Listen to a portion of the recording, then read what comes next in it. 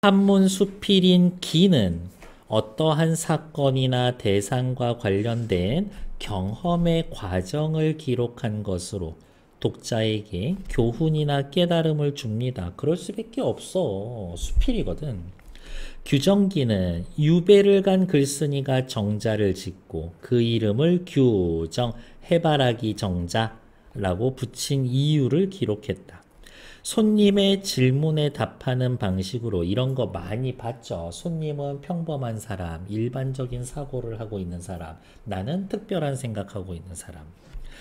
특정한 대상에 대한 통념을 비판하고 대상, 해바라기와 자신을 동일시하는 태도, 자신이 지향하는 삶의 자세.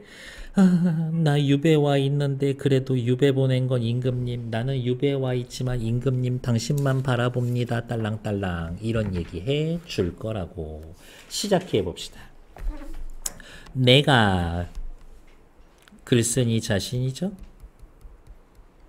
의주로 귀양간 이듬해 여름이었다. 현재의 처지. 지난해 여름이었었지. 과거 회상. 새든 집은 낮고 그 아래 유배 가면은 거기에서 쓰는 돈 다 내가 대서 유배 가야 돼요. 새든 집은 낮고 좁아서 덥고 답답함을 참을 수가 없었어. 그래서 채소밭에서 좀 높고 바람이 잘 통하는 곳을 골라서 석가래 몇 개로 정자를 얹고 지붕을 덮어 놓으니 내가 정자를 만든 이유. 석가래 몇 개로 정자를 얹고 따로 지붕을 덮어 놓았다 라고 하면서 내가 지은 정자의 모습. 그러면 여기도 체크를 할까? 채소밭에서 좀 높고 바람이 잘 통하는 곳, 내가 정자를 만든 곳의 입지. 대여섯 사람이 앉을만 했다라고 하면서 내가 만든 정자의 규모, 크기. 옆집과 나란히 붙어서 몇 자도 떨어지지 않았다. 채소밭이라고 해봐야 폭이 겨우 8발인데 이 발을 이렇게 쭉 뻗었을 때 요 길이 이렇게 요게 딱 사람 키죠. 그래요.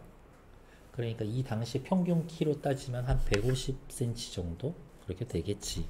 암튼 8발인데 그러니까 채소밭이 뭐라는 거야? 작아.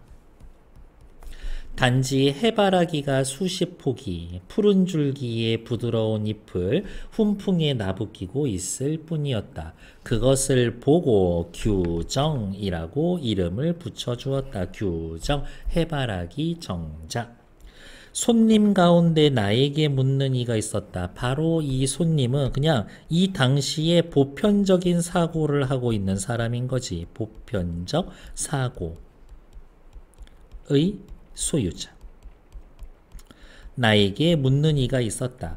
저 해바라기는 식물 가운데서도 보잘것없는 것입니다. 당시 사람들의 통념.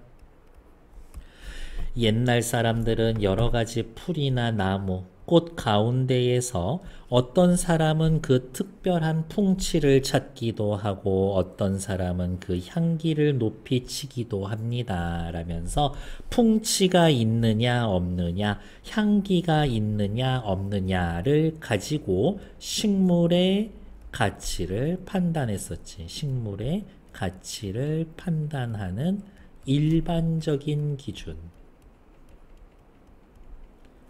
그런데 지금 이 손님에게 봤었을 때 해바라기는 풍치도 없고 향기도 없거든. 그래서 많은 사람들이 소나무, 대나무, 매화, 국화, 난, 해초로 자기가 사는 집에 이름을 지으면 지었지. 이처럼 하찮은 식물로 이름을 지었다라는 말은 아직 들어보지 못했습니다. 여기에서의 이야기하는 요 하찮은 식물은 누구야? 해바라기. 야, 어느 누가 해바라기로 자기 정자 이름을 짓냐? 근데 너무 궁금하긴 하다야.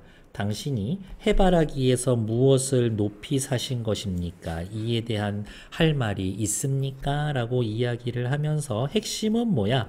규정이라고 이름을 붙인 이유, 명명한 이유를 물어보고 있는 거지. 그럼 앞에다가 Q 이렇게 해놓으면 되겠네. 질문. 그래서 내가 그렇게 대답을 했었지. 나는 니들처럼 생각, 보편적 사고의 소유자가 아니라 나는 사물을 새로운 관점에서 바라보는 사람인 거야. 내가 그 말에 이렇게 대답했다. 사물이 한결같지 않은 것은, 사물이 다 다른 것은 그리 타고나서 그런 것입니다. 무슨 얘기야? 세상에 존재하는 모든 사물은 그 태생이 달라. 쟤는 저렇게 태어났고 얘는 이렇게 태어났고, 귀하고 천하고 가볍고 무겁고 하여 만에 하나도 같은 것이 없습니다. 세상의 모든 존재는 다 달라. 저 해바라기는 식물 가운데에서도 연약하고 보잘것없는 것입니다. 라고 하면서 그래, 손님의 생각을 인정하고 있는 거지. 사람에 비유하면 더럽고 변변치 못해서 이보다 못한 것이 없는 것과 같습니다. 소나무, 대나무, 매화국과 난초, 해초는 식물 가운데에서도 굳세고 세어서 특별한 풍치가 있거나 향기가 지닌 겁니다. 그래, 얘네들 풍치가 있거나 향기를 지닌 거, 오케이, 그거 인정. 사람에 비유하자면 무리에서 뛰어나며 세상에 홀로 우뚝 서서 명성과 덕망이 우뚝한 것과 같습니다. 사람으로 따지면 세상에 홀로 서서 명성과 덕망이 우뚝한 거야. 그래, 인정. 각종 식물을 사람에 비유하고 있는 거죠. 내가 지금 황량하고 머나먼 적막한 바닷가로 쫓겨나서 유배 중. 사람들은 천히 여겨 사람 대접하지 않고 식물도 나를 서먹서먹하게 내치는 형편입니다. 생각해보면 이 대사를 통해서 무슨 얘기하고 싶은 거야? 나랑 해바라기랑 똑같아. 지금 내 처지가 그런데 뭐 어떡할 거야? 내가 소나무와 대나무 같은 것으로 나의 정자의 이름을 짓는다라고 해도 소나무, 대나무 입장에서 수치스러워. 내가 유배당해서 비참하게 사는 인간이 사는 정자에 내 이름이 붙다니. 이런 것들. 사람들에게 비웃음거리가 되지 않겠습니다. 유배 왔으면서 소나무 같은 소리 하고 있네. 이렇게 얘기를 들을 수 있다라는 거지. 버림받은 사람으로서 천한 식물과 짝을 짓고 먼 데서 찾지 않고 가까운 데서 이름을 취했으니 이것이 나의 뜻입니다. 그냥 내가 해바라기랑 똑같아서 이 이름 그렇게 붙인 거예요. 그래서 어저귀, 삿바귀, 무, 배추, 하찮은 것들도 옛 사람들은 모두 버려서는 안 된다라고 이야기를 했습니다. 이렇게 옛날 조상님들, 뛰어난 분들 하찮은 거 버려선 안 된다고 했어요. 그리고 또 옆에다가 쓸까? 그래서 난 해바라기 안 버려. 그래서 나는 해바라기를 안 버려. 거기에다가 해바라기는 두 가지 훌륭한 점을 가지고 있습니다. 두 가지 훌륭한 점 뭘까? 해바라기는 능히 해를 향하여 그 빛을 따라 기울어집니다. 이것은 충성이라고 해도 괜찮을 겁니다. 분수를 지킬 줄 아니 하찮은 식물인지 지가 스스로 알고 한 해살이 풀이잖아. 금방 사라져. 그것을 지혜라고 해도 괜찮을 겁니다.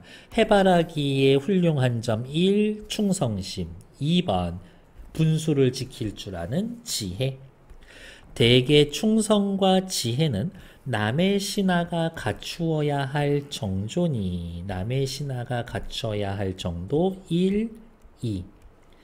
충성으로서 임금을 섬겨 자기의 정성을 다하고 지혜로서 사물을 분별하여 시비를 가리는데 잘못이 없는 것.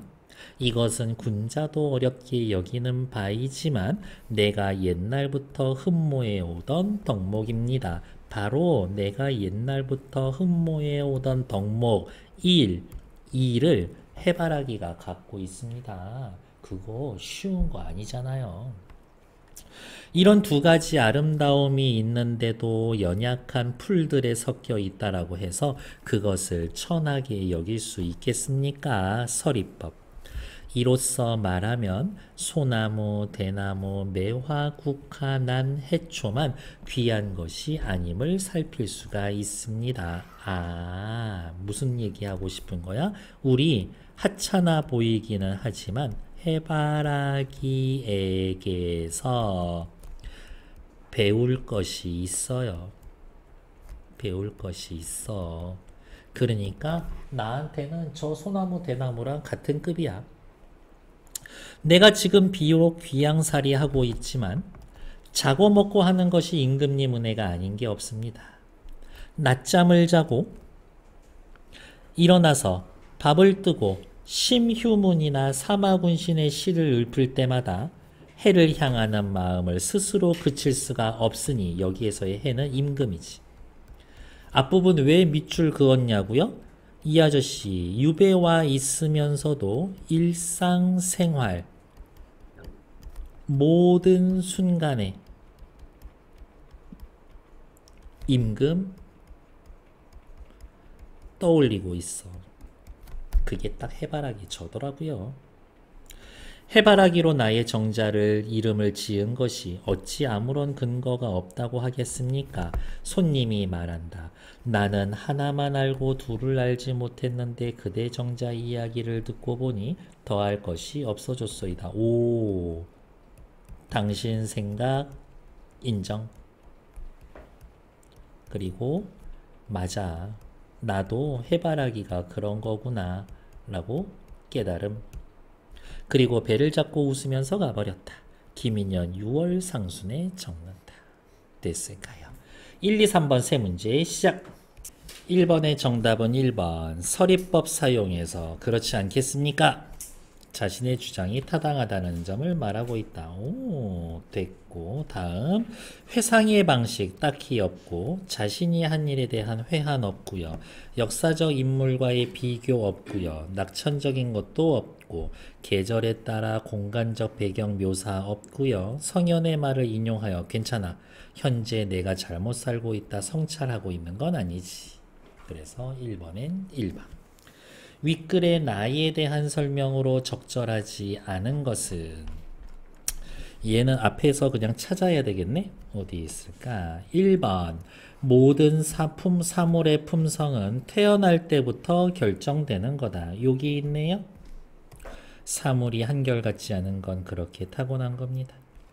2번 유배 생활하면서 사람들로부터 멸시받은 적이 있어요. 어디 있을까? 여기 있다. 바닷가로 이렇게 쫓겨나고 보니까 사람들이 천히 여겨 사람 대접하지 않더라고. 3번 세상의 모든 존재가 제 나름의 가치를 지니고 있다. 그렇기 때문에 하찮은 것도 버리면 안 된다라고 그랬어. 게다가 하찮아 보이는 해바라기도 훌륭한 점이 있어. 4번 식물을 풍치와 향기로 평가하는 옛사람들의 생각. 그래 맞아. 너 그렇게 생각하는 거 오케이 인정.